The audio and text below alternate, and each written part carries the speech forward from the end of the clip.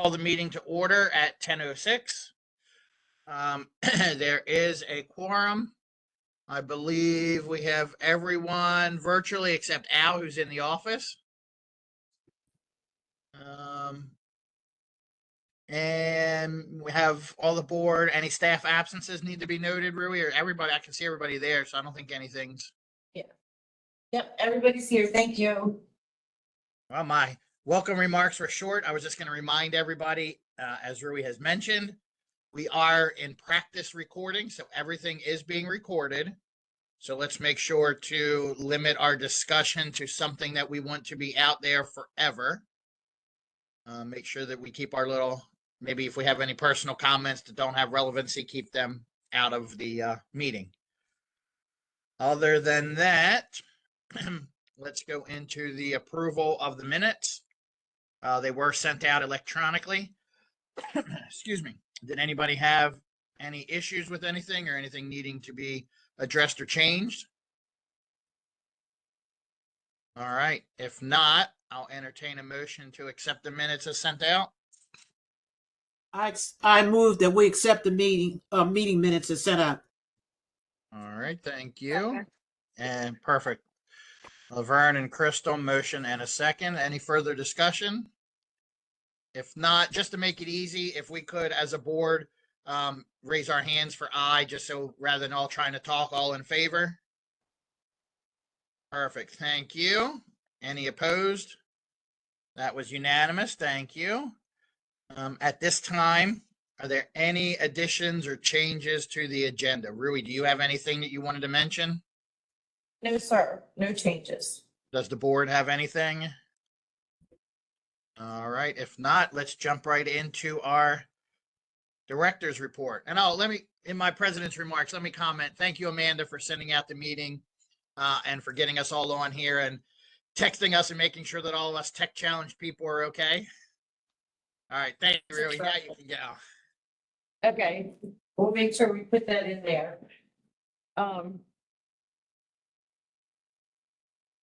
Okay. Thank you, Mr. President. So May has actually been a little bit quiet, which is nice for a change. I did go on vacation for a week, as did Kimberly and Amanda. And Cindy held down the fort during that week.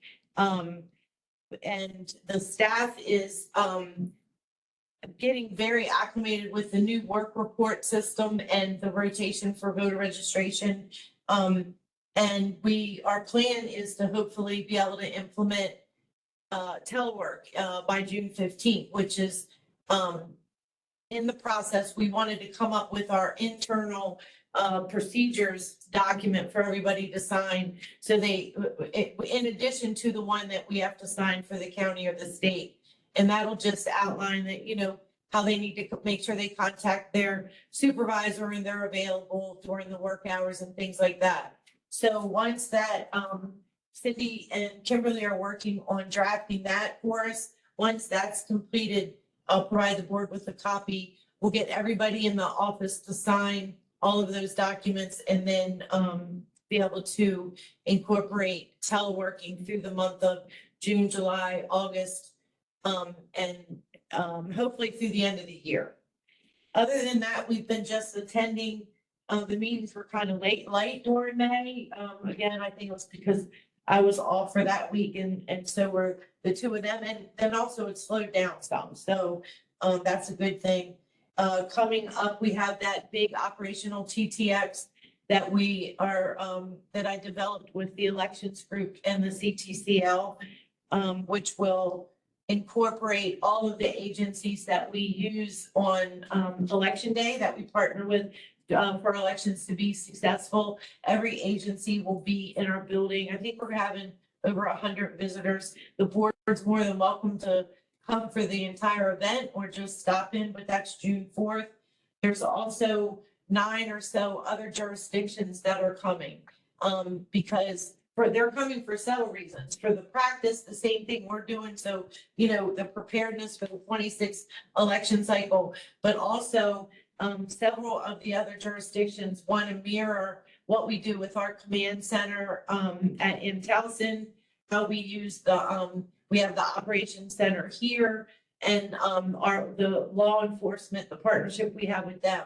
So they're bringing their OEM and their law enforcement agency heads with them, so they can see what Baltimore County does and hopefully implement that into the 26 elections in their jurisdiction, which is kind of exciting that they like what we do and they see it's just a success, so they want to mirror it. If, like I said, if the board does want to come, it starts around 8:30 in the morning. You can be part of it, or you could just come and check it out for a couple hours, or come and have lunch with us, and then you can, mingle and what is it called? Network with the other agencies that are going to be here. It's up to you, but you're more than welcome. I'm always proud to have you guys around. Amanda and I have to attend the mandatory security coordinators meeting. That's they're offering 2 different dates, June and July, and I think we're gonna just get it out of the way in June, because they give us an exemption during the election when we don't have to go. So there's no election, so we have no excuse. We have to go for the security coordinators meeting. That takes all day, and it's scheduled for June 24th. And then the other thing, just to highlight, is the office is closed for, of course, for July 4th holiday, and also Juneteenth is now a county and a state holiday, so we're closed for both of those days. Our voter registration division is called Voter Services Division. That's the new name. They're working well, and like I said, the work report is working well. And Will, I don't know if you had a chance to see, but the internal statistics number that you've asked for, that's incorporated in the documents after the monthly statistics report. Last month, I think it was Derek, or I can't remember who asked, Derek or Al asked, how we were doing on our audit. We're trying to audit every voter record, which of course that's a huge, it's a heavy lift because we have 700,000 voter records, but we are almost 13,000 in, which is great, because we just started last month. And we found 1,209 findings where we made a correction. So that correction could have been like an image was attached to the wrong voter record, or a PO box wasn't included, a phone number wasn't included, or something. It doesn't necessarily mean somebody was registered wrong or should not be registered. We have not any of those types of findings. Kimberly and Cindy will let me know, because we have to do further things on those. But these are just findings on the data entry part. So they're all qualified registered voters, but it was a human error somewhere in the record, but we were able to find 1,209 out of 12,653. So I don't know what percentage that is. It's like 1%. Really, I wanted to ask, because I was actually doing the math when you were trying to talk also, but let me ask a question just to make sure. Out of all of those errors, were there any that would prohibit someone from voting in person at a precinct? No, and that's what I mean by anything that's more than an image attached wrong, or a typo or something like that. They will bring it to my attention and further action, and I will let you know. But we have found none that would have disqualified a voter from voting, or none where a voter voted twice, none where a voter is not a citizen. None of those things did we didn't find. We haven't found any where the voter has passed away but voted.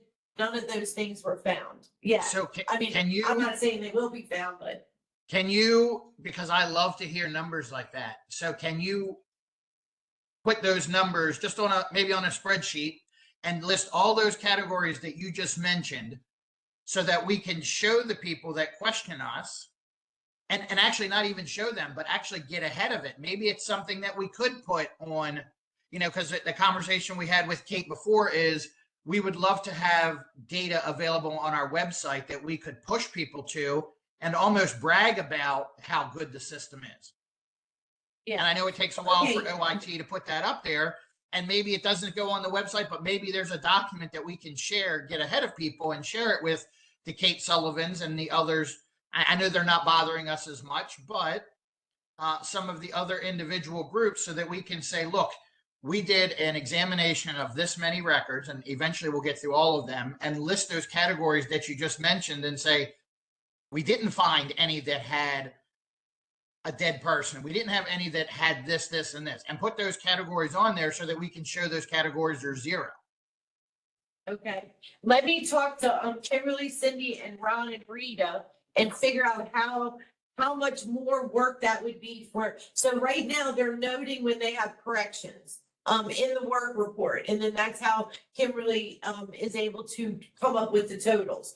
Let me talk to them. If it's gonna, if that, I don't know, let me talk to them and figure out what's the easiest way. If we can make it a form, maybe that they just have tally marks. Yeah. And it's quick for them just to do a tally mark. Right. Then, so yeah, let me look into that and I'll let you know by the next meeting. Yeah, we don't need a formal spreadsheet or anything fancy, but if we just have the numbers, even at Yeah. our fingertips, if we just have the numbers in a report that we can share with people and say, look, we've done a cursory review of 13,000 voters and none had this, none had that, none had, and then we can say, out of those, maybe, and be upfront, out of those, 1,000 needed a document image attached properly that wasn't attached, but then explain in the notes that none of those corrections with a wrong digit for an address or none of those other things would have prevented anyone from voting in person or disqualified anyone or allowed someone who wasn't eligible to vote to vote. Right, okay, all right, let me get with them and figure out the best way we can make that happen. I'm sure we can. I want it to be as efficient as possible because I don't want it to slow them down from, doing their audits of each record. So I'll let you know for sure by next meeting, and if we're able to do it, we'll show you a sample at the next meeting of what the chart looks like. Does that sound good? Okay, so moving on, the 24 general election is almost finally closed and put to rest. There's just a couple things that I need to do, with Amanda, with the official paperwork. Once we do that, all of the 24 stuff will be placed in retention. The, unvoted dead ballots are gonna be recycled, shredded and recycled, along with, any of the stuff that supplies that can't be used for 2026, we'll get that weren't used in 2024. For example, the provisional ballot application is changing. So there's no sense in us keeping a pallet of provisional ballot applications because they changed it twice in 24 and they're gonna change it again for 26. So they have us order all these applications and pay for them, and then they're changing it. So all of those items we're gonna recycle or shred, depending on what it is, or place the document in retention. As far as the warehouse and retention space, I know Will and a couple board members were worried about this. Our room, we have plenty of room, but last week the federal court did release 20 and 22 documents. So we can't get rid of all of them. Some of the documents are held for 36 months. So I need to do the math with Amanda, but we can, and then some of documents are kept forever. Some documents are kept for 5 years. Some are kept for 3 years. So the basic election documents are kept for 22 months. Some extend to 36 months, some go to 5 years, some go to 7. And again, things like candidate filing and petitions are held forever. So Amanda and I will work with her team on the 20 and the 22 items, get those knocked out, and then we'll move the 24 items into the retention room. The new law books have been ordered. Laverne, I haven't gotten it yet, but I promise as soon as I get them, I will have them ready. And my guess is I'm gonna receive them prior to our June meeting, and I'll be able to give them to everybody in June since you're coming in person. Again, Really, I had a quick question about one of the big pushes that we know where H&R Block is, we're trying to go paperless in the next 3 to 5 years.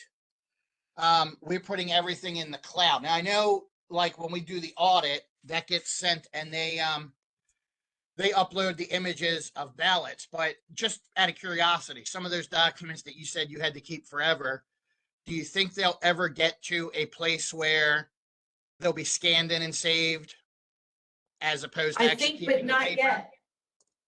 Yeah, I think they will, but not yet. There was legislation that spoke to that, but elections is so different from other agencies. They always exempt us because, we used to be more electronic and less paper. And then in 2016, they implemented the new law that said we had to have a paper-based system. So unfortunately, a lot of it's going to be paper no matter what, just because of that law. But as far as the retention, I know that they are looking into that. Because we're not the only office that struggles, and we have a very large retention room. So every jurisdiction, wants to know that same thing about things that you have to keep forever and warehouse space and stuff like that. So, maybe, I know that the legislation that they had in 2025 didn't pass, so I don't know if somebody's gonna bring it back. I don't even think it made it through both chambers. As far as the election agency, other agencies that are doing that now, putting everything, however they do it, scanning everything, but we can't yet. An updated election calendar is included in the attachment that I sent you in your board documents. I have hard copies for you, so don't print it. I will give you the hard copies at the next meeting.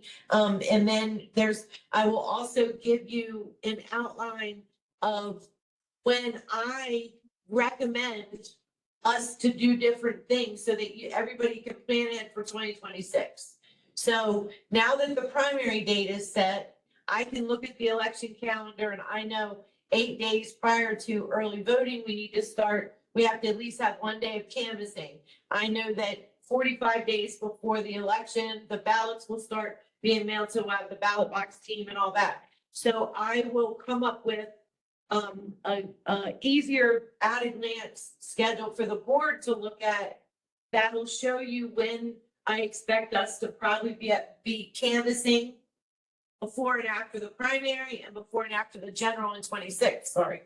And then that way you guys have, you can plan ahead for 2026 more easily than trying to figure it out through that election calendar. So I will give you both of those, documents when you come in June. As I said, I have them already printed out for you, and I'm developing the board attendance schedule, I'll call it that. And it's not, remember, you guys, it's not that the board has to be here every day. So what I'll do on the schedule is I'll have a column that says when I just need quorum. There's some days I might need all 5, but there's some days where it's just quorum, and I'll make sure I list that too, so that when you're making your schedule for, you guys can figure, know how many people I need here. How's that sound? Today we have 4 candidates that filed for office, things are going fine with the people filing. I believe a lot of the candidates are waiting until the redistricting map is approved. Because right now, if they file, they would file in the old council districts, not in the new council districts. I'm also waiting for an answer about the Board of Education. How many candidates, if we're gonna still stick with the 7 council districts. I have Tisha did the research for me. I just need to read it and figure out what it says. So more information coming about that. Yeah. We're Rui, I continuing was at the a process with, I was at a Board of Education meeting, a joint meeting that they had, and to be honest, they don't know either. which is why I had her do all the research she did for me. I told her where to pull. I needed documents from all these places because there's bylaws, then there's the county charter, and then there's Maryland law. So all of those things speak to it in one way or the other. So I had her print all of that and get that ready for me. I'm gonna do my research and see if I can figure it out, and I'll report back to the board. Now, what about the central committees? Are you also working on figuring that out too? So the central committees, I've already figured out the Republican Central Committee. So the Republican Central Committee, the way the law used to be is they had 4 candidates per council district, which made it 34 times 28. Thank you. Thank you. It would have increased to 36 because if they had 4 times 9, that's 36. That's what I thought it was 36. So they did not, they thought 36 was too many. So they had emergency legislation put through that made it 3 per council district. So it's 3 times 9, which is 27. So the ballot, I can't adjust our candidate listing yet because again, I don't have the 9 districts. So I spoke to Patty Fallon, the Republican chairwoman, Central Committee chairwoman. I spoke to her and told her it is on our radar. We know, but right now the candidate listing is still going to show 4 times 7, and then once the 9 districts get put in, it'll adjust out the same way anybody that files to run for county council. As far as the Democratic Central Committee, I sent, I'm Chair Demarin said, help me with that one. And I'm waiting for them to respond back to me because they sent me the candidate listing, but that was for 7 council districts. And their bylaws speak to that. So they didn't need a Maryland law. But he recommended that I share the legislation that that speaks to 3 per council district, and then just kind of strongly recommend that's what they do as well. But in the law, it does say the bylaws supersede Maryland law, which is very unusual. So it's really up to the Democratic Central Committee. So more to come on that. And they know all the deadlines that they have to give to you so they're aware of everything. They can't say nobody knew anything. That's correct. Yep. Here's the agenda. I don't see going back. And then the only other thing that I just wanted to let the board know is that we have one new member. We filled all the state positions. The one young man wasn't starting until after the last board meeting. He started May 14th. So he does need to be administered the oath. And I can email you a copy and you can do it virtually, or Al can do it because he's here in person. But if at the end of the meeting, we could administer him the oath of office, that would be great.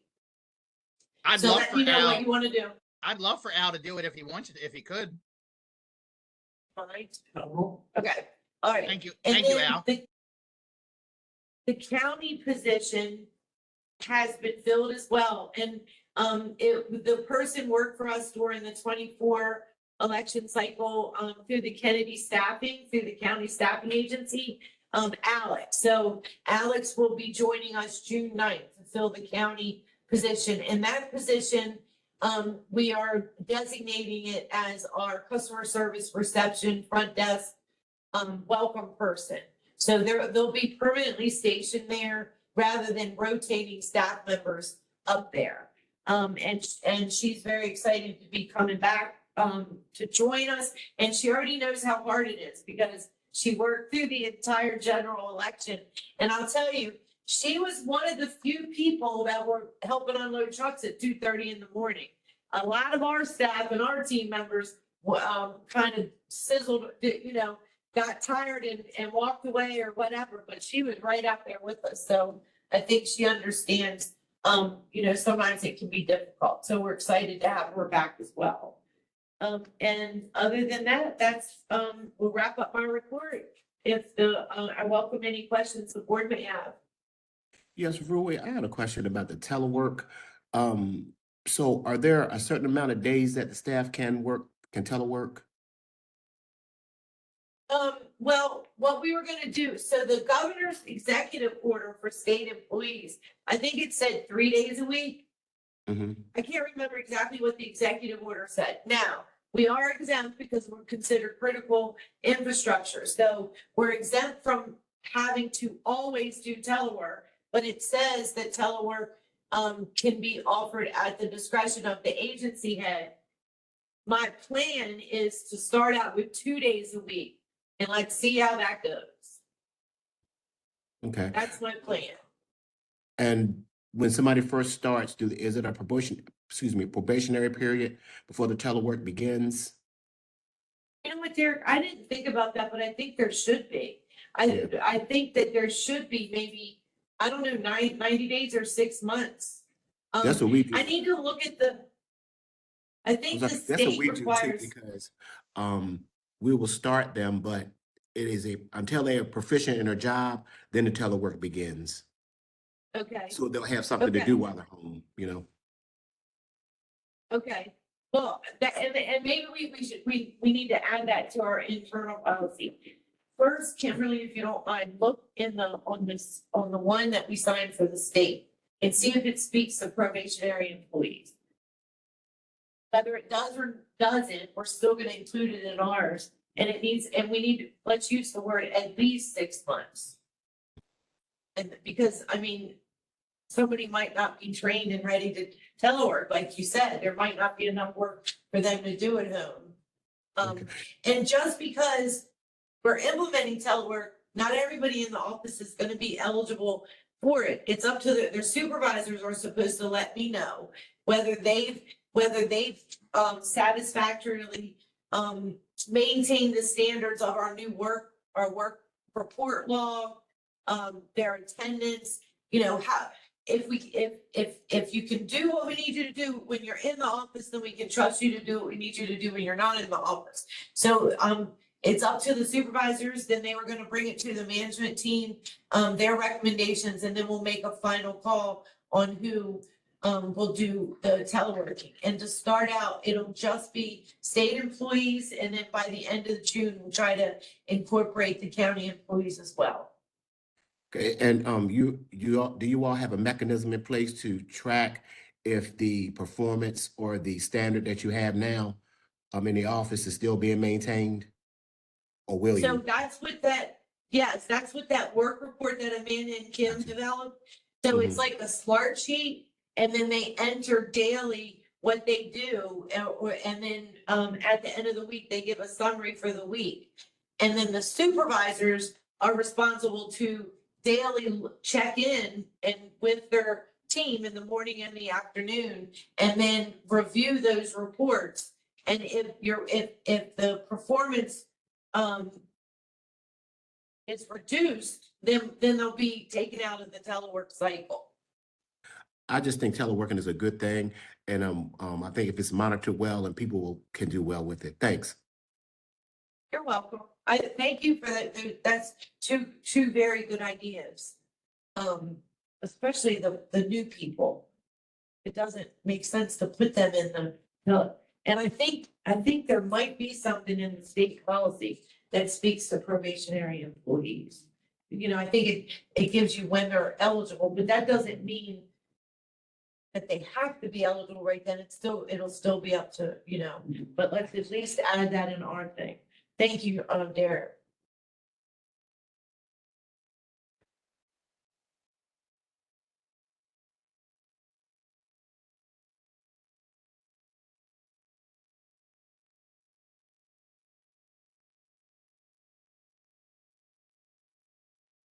All done. All right. Amanda, did Joshua respond to you? I sent a message also and I haven't heard anything. All right, we'll note board counsel's absence. Any old business? All right, any new business? None at this time that I'm aware of. I have an issue that kind of falls in the personal category, but it's something that you folks may want to address. I received a letter from the state board telling me that I was, excuse me, from the board here, telling me that, I was not entitled to vote. And I wrote a caustic note on the letter that I sent back. I don't know if you folks received it, I showed it to you. But I stated to them that I was born in 1950 in a hospital in Baltimore. I got my driver's license in 1966. You got it from us? Yes, ma'am, I think it's from your state. The Department of Motor Vehicle notified the election board saying that I was not eligible to vote. Okay, But they don't have any right to do that. Right. Can you go check his file and see what was sent to him, please? but I just, you know, Did you bring the letter? I did not, no, I mailed it back here, I think. Yes, no, back here, I believe. In any event, Can you check with Bernice and Dorothy and everybody, Rita? where I had my name at the top of the letterhead. Our logo? It had all the board members' names there in the left-hand column, top. Myself, these folks. It's not a big deal, but it's just something that irritated me to no end. I even took a highlighter and highlighted my name, and I signed at the bottom to make a point. But, you know, married in 1969, I got my passport about 4 or 5 years ago. The state has, the government has, all the government has, all the information necessary for any citizen, including myself, to say that we have the documentation to prove this is an American citizen, yet they find it necessary to send a letter out to you, telling you, I'm saying you, to somebody in the state or the county, saying that this person's not eligible to vote. So what letters do we send that say that? Because that sounds like our letterhead. There's a letter that if someone goes to the MBA and checks that they're not 16 or not a citizen, it then bounces back to When did you get this our letter? Earlier this month. I just, you know, it just frosted me to the point, and I get a rather caustic response on there. And then maybe they're getting back at me because I had the same conversation with the lady about 20 years ago. The MBA? Yeah, in the MBA Glenbury, when the Real ID Act came into play, and that's what it's tied to. And the sad part was, it came to me about 3 days after I went to the MBA office in Columbia and went through the process, biting my tongue the So whole that's what it's gotta be. It's gotta be something with that. with the Real ID. Do you remember when you went? No, man. No, this is really bothering me. Can you tell? Because. Well, and you know how much it bothered me. I would flush red for 2 days Yeah, over that. I just, how tempted I was to call you. you should have. And, you know, but anyway, that was my point. If that's happening to me, okay, not that I'm somebody special, but I'm on the board, my name's on there, they send it to me, either we didn't pick it up here, or we didn't pick up the state board, or people in Glenbury are being a pain in my area.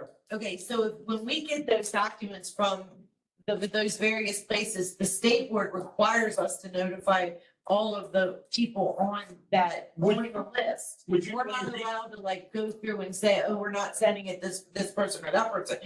That's not an excuse. I want to wait and see what was sent to you and how it got to you. So let me do a little bit of investigation, but, if it was right after the NBA, my guess is it was something that, that happened at the NBA, and then we were notified on that list. And by regulation, we're required to send that notification. Do you see what I mean? Like. Oh, I understand. I just want you to understand that. That's not. that if I got it and there's 1,000 other people, and or 50 more people in Baltimore County that got a similar letter, okay, I can see there's some frustration that holds us responsible. The board, the Baltimore County Board of Elections, responsible for that letter. They don't read all the words and the meanings. They, oh, gee, for Baltimore County, they're saying I'm not eligible. Hey, come on, almost 75 years of citizen in this country, you're telling me now. And you're on the board. And I'm on the board. And I said, when I sent it back, I highlighted my name at the top and I said, I highlighted my name at the bottom when I responded, I signed it. The spelling, check one of the other boxes. at the yes, bottom. that's correct. Yes. Yes. And I had to check one of those. Confirm that their voter registration is correct. So, okay, and then where does that list come from? From NBA, comes from the state. And when do we get that list? We get it daily through batch management. It comes out as automatic letter we have to send. Oh, so the state does it. So the state does it on their end, and then they send it to us and MD voters, and the only thing we do is print the letter on our letterhead.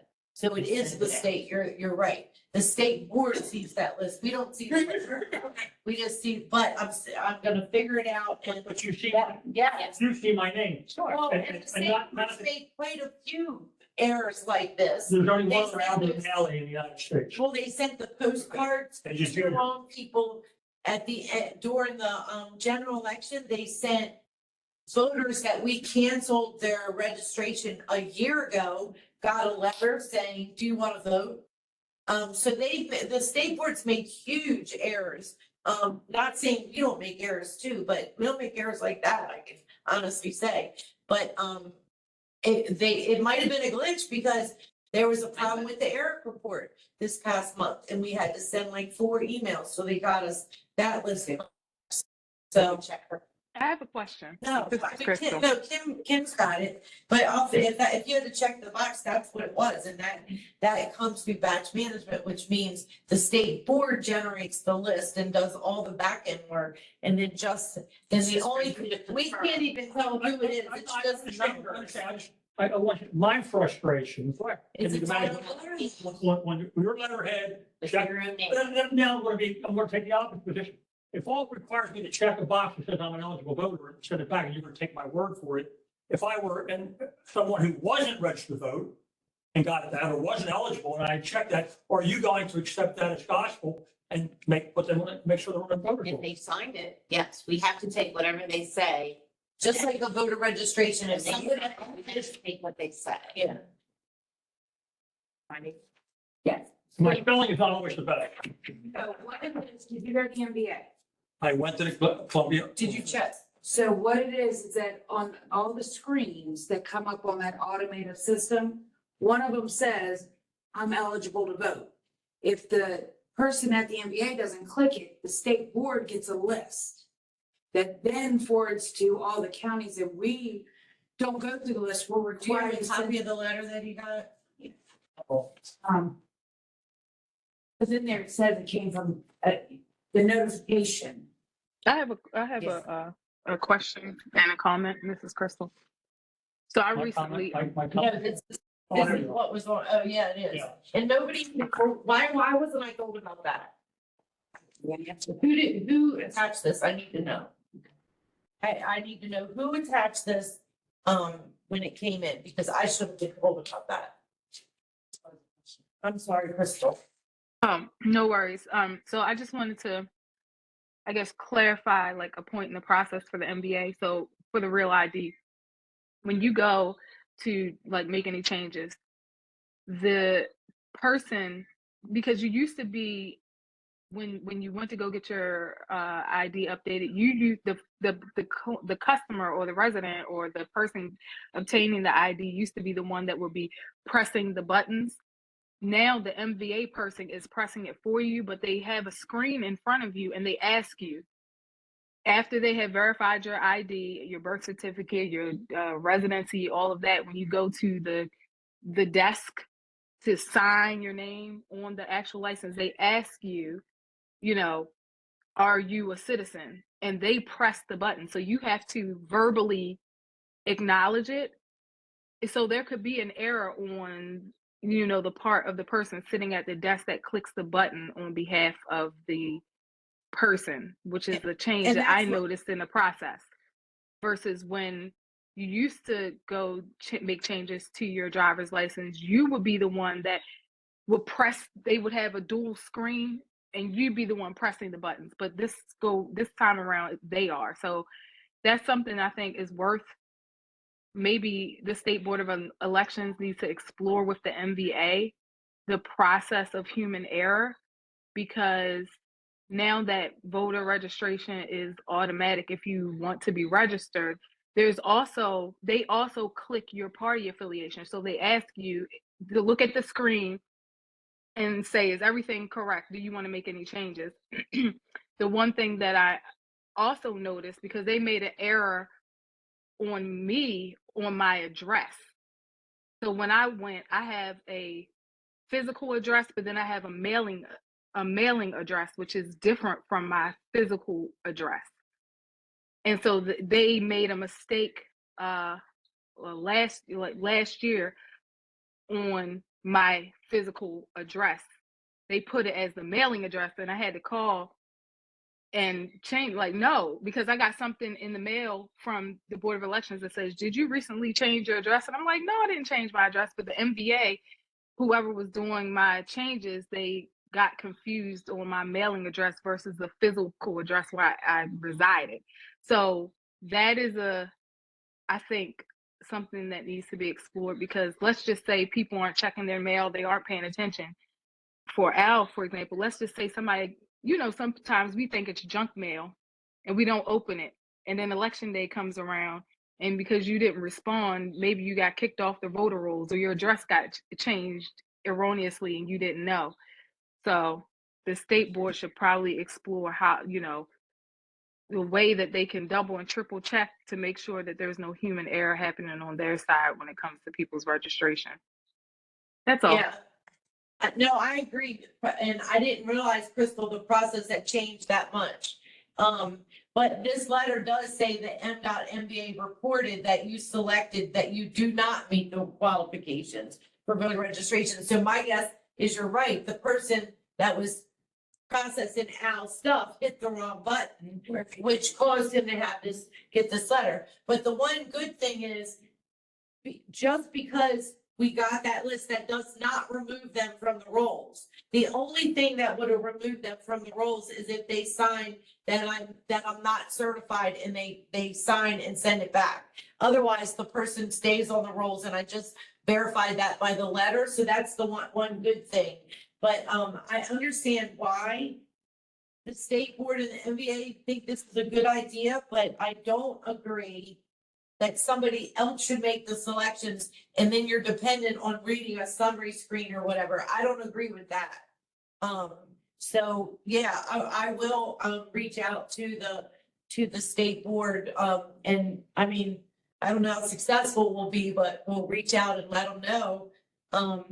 Like Al said, not that the board is anybody special, but the letter went to Al Nally, and he's listed right above his name as a board member on the letterhead. So, I mean, that is, I'm sorry. It's been, it's showed for about 3-4 days. You should have called me. Well, next time I will. Definitely, anytime. But and I'm a little bit irritated with my team, because they should have, whenever we get something like this, I'm supposed to be notified, and at the very least, given a copy. So we got his thing back.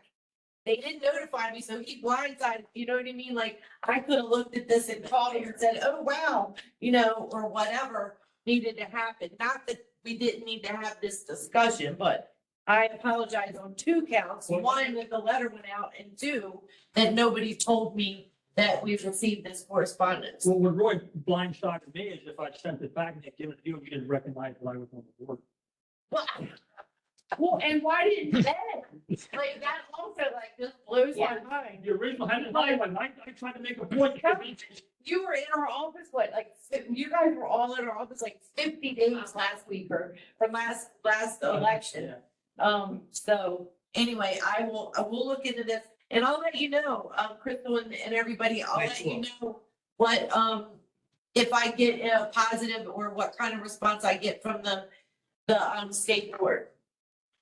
I would recommend to any of the board members, if you have any circumstances like this, and I've had a couple where my sister got something or someone else, don't send it back to the office.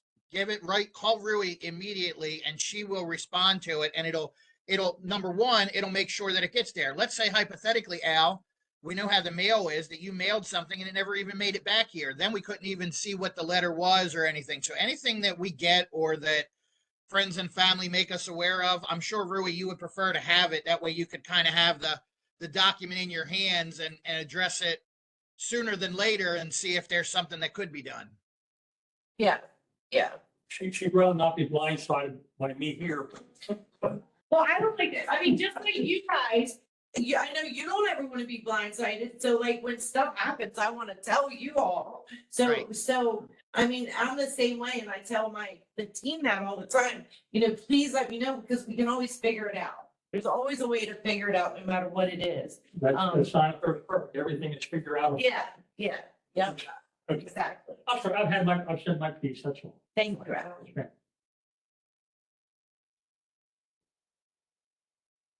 All right, any other new business? All right, let's do announcements and disclosure of campaign contributions, and I'm just gonna go around my screen. So Al, since you're in the first block at the top, do you have anything to disclose? No, sir. All right, looks like Crystal's second on my screen. No. All right, thank you. Looks like Derek's next. No. Thank you. And it looks like Laverne. No.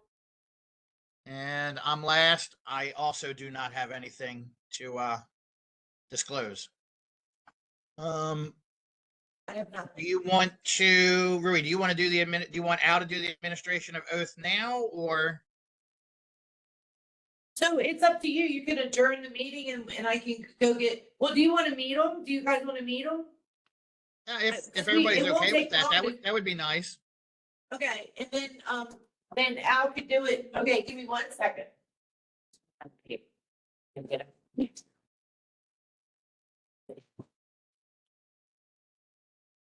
This form should levitate to the office. I say it should be in the front. Okay, this is the right one. So he is, do you want me to tell you what he is, or are you gonna have him say it? We'll read as little as possible and we'll. All right, can you do this to page form? The new state position.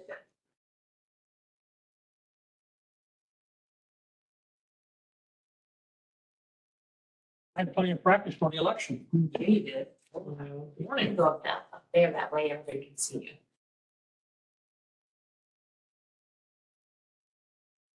If you want to sit back, sir, Roy would throw you out on your teeth. So you're gonna stand up. Okay, Sam.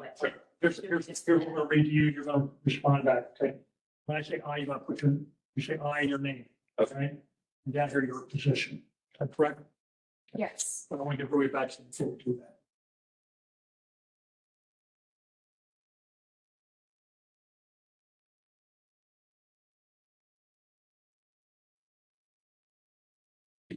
I'll break each sentence up, maybe 4 or 5 words, maybe. Thank you. Look for me, thank you. Congratulations. Thank you.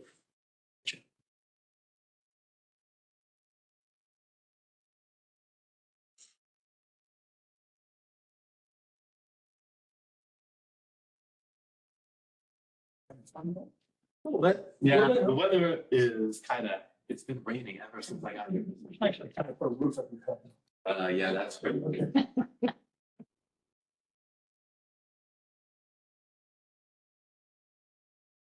Thanks, Dana, if you want this copy? Oh, sorry. Here, she's gonna just ask who received it and who attached it. I just need to know that, so we can let them know. All right, you ready, Mr. Pierce?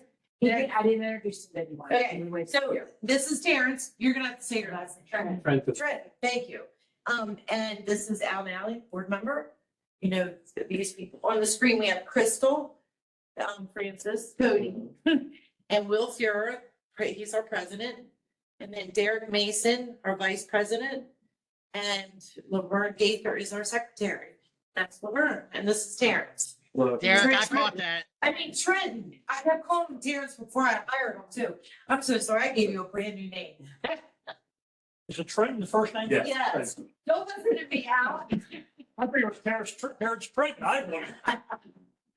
Trent, As I explained, I'm gonna say, you repeat after me, except where I tell you, I call it, you say your name, and I guess also, so that was his position or. his position, and your position, Ready? election Program. program, yes. Yes, You know, okay, ready? I do. I, the name first, Trenton Allen Mercadale, do swear or affirm do swear or affirm that I will support the Constitution of the United States that I will support the Constitution of the United States and that I will be faithful and that I will be faithful and bear true allegiance to the state of Maryland and bear true allegiance to the state of Maryland, and support the Constitution and the laws thereof, and support the Constitution and the laws thereof, and that I will to the best of my skill and I will, to the best of my skill and judgment, and judgment, diligently diligently and faithfully, and faithfully, without partiality without partiality or prejudice, or prejudice, execute the office of, execute the office of Election Program Assistant according to the Constitution according to the Constitution and the laws of the state. and the laws of the state. Congratulations. Get signed. Come over here, try and sign. Don't sign tears, sign spread. Right here. Yes.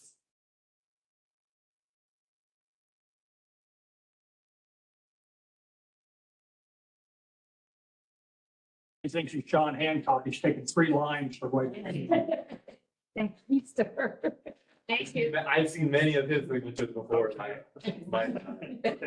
Thank you. Thank you. I appreciate it. Congratulations. Thank you.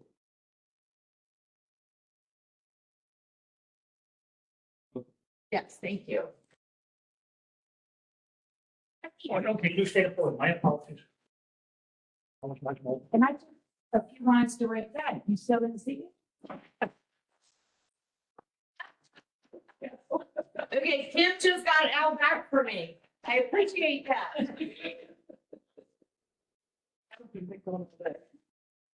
Stand rock with you. It's in mine. He was sitting here and nobody seen him. It was able to Sure. share. So They're they're talking. talking about me. Right, is there, no problems with the, next meeting being June 18th, right? Everybody has that on their calendars, everybody, and that will be, in person. So we will, make sure that we as a board do have, Rui's performance evaluation. We'll work on that. So Crystal, make sure you got your wordsmithing skills ready for us again. Hey, Bill, this one is the form. So I will email you the form and if you did wanna, the section for supervisor comments is pretty small. So, there is a way to make it bigger or you could do an attachment. Cause I know you don't really like to care for the form. Yep, yeah, if you can send that to us so that we can have a look at it and make sure that we have our remarks that we can make personally, and then we'll come together and collaborate.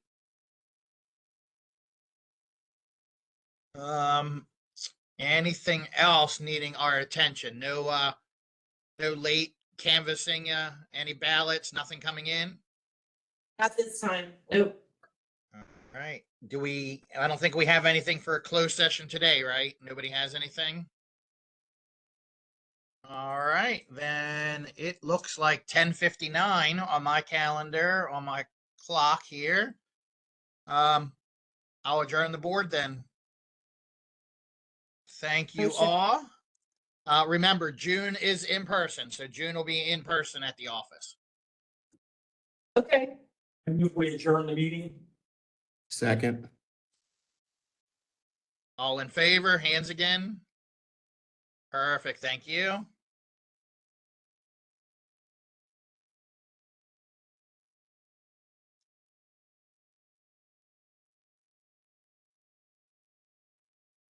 right, I guess that leaves everything, right? We're good to go? All right, Yep. thank you all.